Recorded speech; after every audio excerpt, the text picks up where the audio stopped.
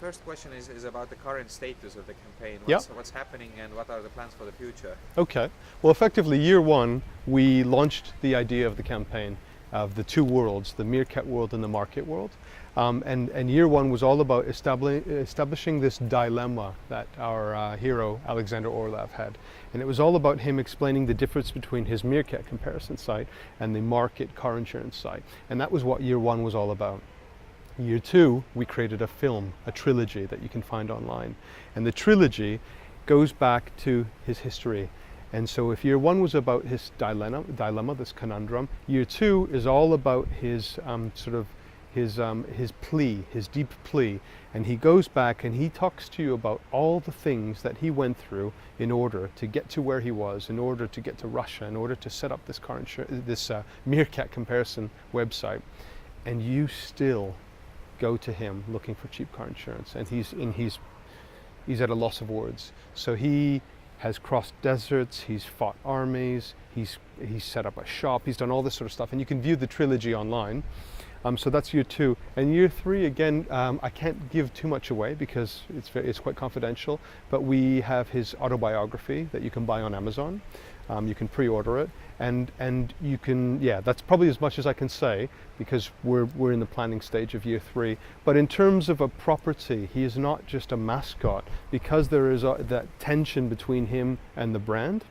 And there are all those layers of interest. As I said when I was speaking on stage, it would have been easy just to turn him into a cuddly little rodent from the Kalahari, and we didn't. We tapped into popular culture. We made him into this sort of Russian oligarch type of person that people see and read about every day.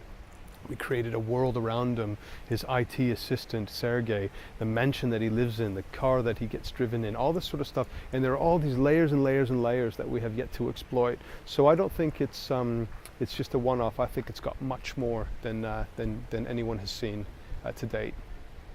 Sorry, just change the angle a bit. How difficult it actually was to sell this idea to a client, because it sounds like a really, crazy thing. I think, well, I would say this. I think our clients are brilliant. They, I often think to myself, if my clients presented that idea to me, and I had to spend that kind of money and make that investment, would I do it? I'd like to think I would, but I would probably feel uncomfortable. And they were brilliant, but they were very visionary, and they realized that they could stay and do what they were doing and fight it out in that sort of small arena with all those other guys trying to do and say the same thing, or they can make a leap of faith and see what happened. And I think they did that, and all the power to them, because it's been seriously successful. But they made a massive risk. But I showed that whole Google insight about meerkat costing £5 pence and market costing £5. And when you have tools and ammunition like that, it helps. But they were pretty good. I think there was a lot of laughter and a lot of, are these guys for real, when we went up and presented it. But then after we actually talked to them about it, and the logic and the insight and all that sort of stuff that helps sell ideas, they bought into the idea, and they've been fantastic since. As I said, they've let us make a film, they've let us launch a book, a toy. They allow us to let two people from our offices tweet on their behalf. Very, very, very trusting client. Your people are tweeting on behalf of Orlov, and it's ongoing process. So basically, it means as if the client is actually having several people on their payroll on daily basis, Yeah. just for creating. Well, this it's not really that. I mean, it's not. I think, a client makes an investment and an agency sells them an idea, or probably the other way around. And I think in the fee and the structure, the way that we're compensated as an agency, all of this stuff is accounted for. Where these guys would be writing radio scripts or tactical press ads, well, they're actually just spending time online, engaging with an audience. And I think, again, that's what I'd rather have them doing. I think if it were up to me, because they've got close to 1 million people that want to engage with them online, and 50,000 of them following them on Twitter. It would be silly not to let them do that. So I think it's money well spent, and I don't think it's very much. It's part of the whole campaign. Well, car insurance is really for everybody who has a car, and it's really basically almost everybody in the country. But the strategy is at least seems to be more appealing to a young crowd, the people who are constantly using internet, Facebook, Twitter. So how can you Yeah, approach the people who are not daily on the internet? well, you know what? I think I don't think I think everybody's on the internet. Yeah, if you look at the UK especially, but more importantly, if you look at the type of character that he is, he's an intelligent character. He's not a cartoon from a kids program. He's in the same realm as the Simpsons and the Toy Story and all that sort of thing. He's intelligent, and when you create these intelligent characters, children might like them who aren't our immediate target, but it has a halo effect. And if you think about, people like me, I love Shrek, I love Toy Story, not because I have a kid, because I love that sort of stuff. So it's much more mature humor, and again, the insight behind his character has been derived from popular culture, like we talked about, the Russian oligarchs, the people who've come over with the money and that sort of thing. So that is arguably a much older audience that would understand that type of humor. So I think it's got mass appeal. Well, I don't think, if you look at the statistics on Facebook, it has mass appeal.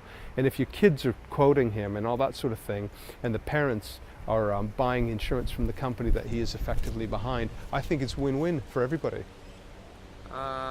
How much traditional media you're still using for promoting Compare the Meerkat? So we use a lot of television, yeah, but we use television to, and I will say, to broadcast and get a lot of people to see this guy, and it ends up being very directional. It not only establishes the brand and the property and the whole proposition, but it also helps drive people to online. So it's what we do with it. It doesn't begin and end on the television. Television is the starting point, and it gets people to where we want them to go.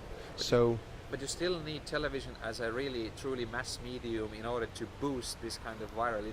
That's exactly what I'm talking about. It's almost like a fire starter. It starts the fire and it starts the conversation, because I think it would have been very difficult to tell 50 million people about this guy and this campaign if you didn't broadcast it on television. So as I said, I'm not Mr. Digital and I'm not Mr. Analog. I think every single thing has a purpose, and if you use television the right way and you figure out what it can lead to, like I said earlier, when you create a campaign, how do I get people involved? And we've got a really clear direction in terms of where we want people to go on the back of the television, or where we don't want them to go in this instance.